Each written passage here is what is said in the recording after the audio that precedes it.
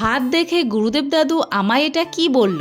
তো আজ আমরা গেছিলাম শান্তিপুরে আমাদের গুরুদেব দাদুর কাছে। আমি দাদু বলি কারণ এটা আমার মায়েরও গুরুদেব। মা বাবা বলে সেই কারণে আমিও দাদু বলি। 2 বছর আগে আমি আর আমার হাজবেন্ড এখান থেকে দীক্ষা মন্ত্র গ্রহণ করেছিলাম, কিন্তু কখনো এরপরে আর আসা হয়নি। সময় সুযোগ হয় না, সেই জন্য আসাও হয় না। তো আজ মাকে বললাম চলো দাদুর কাছ থেকে ঘুরে আসি।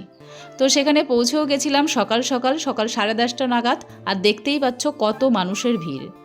দাদুর কাছে কিন্তু অনেক ভক্তরা আসে, অনেক শিষ্যরা আসে। এখানে সবার সমস্যা উনি শুনছে, সবার সমস্যার সমাধানও বলছে। তো আমরা ওখানে বসেছিলাম অনেকক্ষণ। বসার পরে প্রায় 1.5-2 ঘন্টা পর উনি আমাদের দেখেছেন। তারপর ওখান থেকে চলে এসেছিলাম আমরা শান্তিপুরের শ্যামচাঁদ মন্দিরে। যারা শান্তিপুরের আশেপাশে থাকো তারা তো জানোই এই মন্দিরের কথা। আবার অনেক দূর দূরান্ত থেকেও মানুষ এখানে আসে এই মন্দির দর্শন করতে। এই মন্দিরটা তখন বন্ধ ছিল, তাই আমরা কিছুই দেখতে পেলাম না।